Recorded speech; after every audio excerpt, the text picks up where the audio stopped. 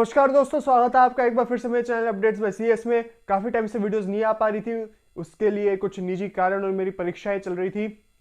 लेकिन अब मैं बिल्कुल कोशिश करूंगा कि वीडियोस रेगुलरली आए और आप तक मैं सारी खबरें पहुंचा पाऊं। तो चलिए खबरों का सिलसिला शुरू करते हैं और डालते हैं तमाम बड़ी खबरों पर एक नज़र। तो जो पहली सबसे मेन इंपॉर्टेंट खबर निकल के आ रही है वो आप सबको पता ही होगा कि यूनियन बजट जो पेश किया गया है संसद में, उससे से रिलेटेड पहली खबर है। आप देख सकते हैं जो चीज़ें महंगी हुई हैं वो उसकी लिस्ट है यहाँ पे है, और जो चीज़ें सस्ती हुई हैं उसकी लिस्ट यहाँ पे है। मैं आपको बता देता हूँ कि कौन कौन सी चीज़ें महंगी हुई है और कौन कौन सी चीज़ें सस्ती हुई है इस बजट सत्र 2023 में। जो चीज़ें महंगी हुई है आप देख सकते हैं, जो किचन में चिमनीज लगती है वो महंगी हुई है, कॉपर महंगा हुआ है, सिगरेट्स महंगी हुई है। वो बहुत अच्छी बात है क्योंकि आपको पता है कि हमारे देश में कितना लंग कैंसर फैलता है इन सिगरेट्स की वजह से, और इस पर अब टैक्स ज़्यादा लगेगा तो ये चीज़ें महंगी होंगी तो शायद लोग कम खरीदेंगे और एक अच्छी आदत भी डलेगी लोगों को नो स्मोकिंग की।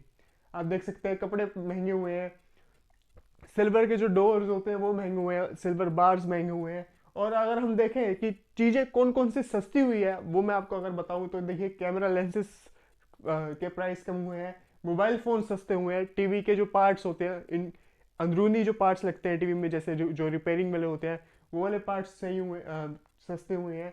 एसिड क्रेट फ्लोर स्पार सस्ता हुआ है। डोमेस्टिक मैन्युफैक्चर ऑफ श्रिम्प सस्ते हुए हैं।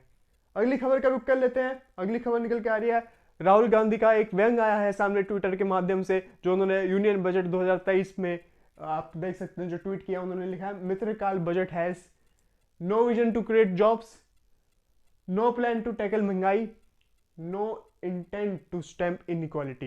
ये राहुल गांधी ने अपने ट्विटर के थ्रू तंज कसा है मोदी की गवर्नमेंट पे, मोदी प्रधानमंत्री मोदी की गवर्नमेंट पे। फाइनेंस मिनिस्टर निर्मला सीतारमन को भी यही कहीं ना कहीं टारगेट किया गया है इस ट्विटर के जरिए, आप देख सकते हैं।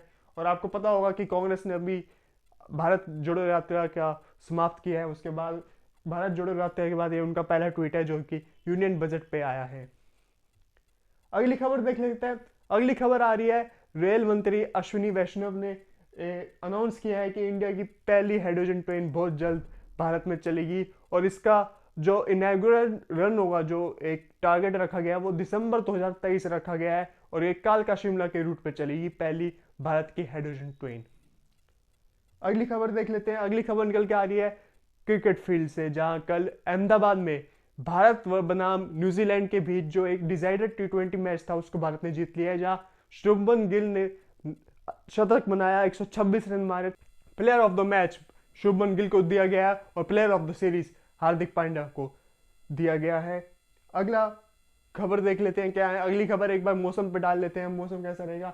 आप देख सकते हैं पहाड़ों पर एक वेस्टर्न डिस्टर्बेंस तो जरूर है, जो कि कैस्पियन सी से उठ के पूर्वी दिशा में आगे बढ़ते हैं, जो कि पहाड़ों पर आके जब उनको देखिए, कैस्पियन सी से जब बादल उठते हैं, बादल यूं घूमते हैं वेस्टर्न डिस्टर्बेंस में, और जब ये वहां से उठ के आगे बढ़ते हैं पूर्वी दिशा में, तो पाकिस्तान, अफगानिस्तान, यहाँ पे कोई भी एक बड़ी चोटी नहीं है पहाड़ों की जहाँ ये अवरोध हो, इनको रुकावट मिले और जहाँ ये बर्फ और स्नोफॉल दे सके, माफ कीजिएगा, बारिश और स्नोफॉल दे सके। तो जब ये भारत पे आते हैं तो भारत में हिमालय है, आप सबको पता है, वहां पे जब ऊंची पहाड़ियां इनको अवरोध करती हैं तो ये वहां पे बादल जमा होके बारिश और स्नोफॉल देते हैं, जिसके चलते कि पहाड़ों पर और कभी कभी मैदानी इलाकों में भी बारिश होती है अगर वेस्टर्न डिस्टर्बेंस स्ट्रांग हो।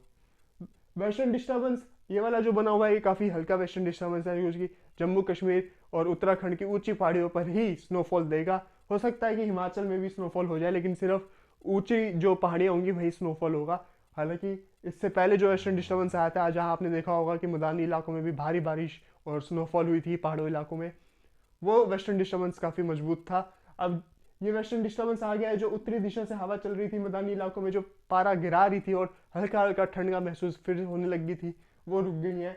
अब ये जब वेस्टर्न डिस्टर्बेंस कल रात से जब ये आगे बढ़ना शुरू होगा, हालांकि आज रात से ही आगे बढ़ना शुरू हो जाएगा, तो धीरे धीरे मौसम साफ होने लग जाएगा और बादल भी आगे की तरफ जाएंगे। उसके बाद एक बार फिर से उत्तरी दिशा से जो हवा चलेंगी वो पंजाब, हरियाणा, दिल्ली, यूपी के साथ साथ राजस्थान और यहाँ तक कि एमपी में भी, गुजरात में भी पारा गिरा सकती है। अभी के लिए मेरे चैनल पे इतना ही। आप बन रहे मेरे चैनल के साथ अपडेट्स वैसी है। नमस्कार।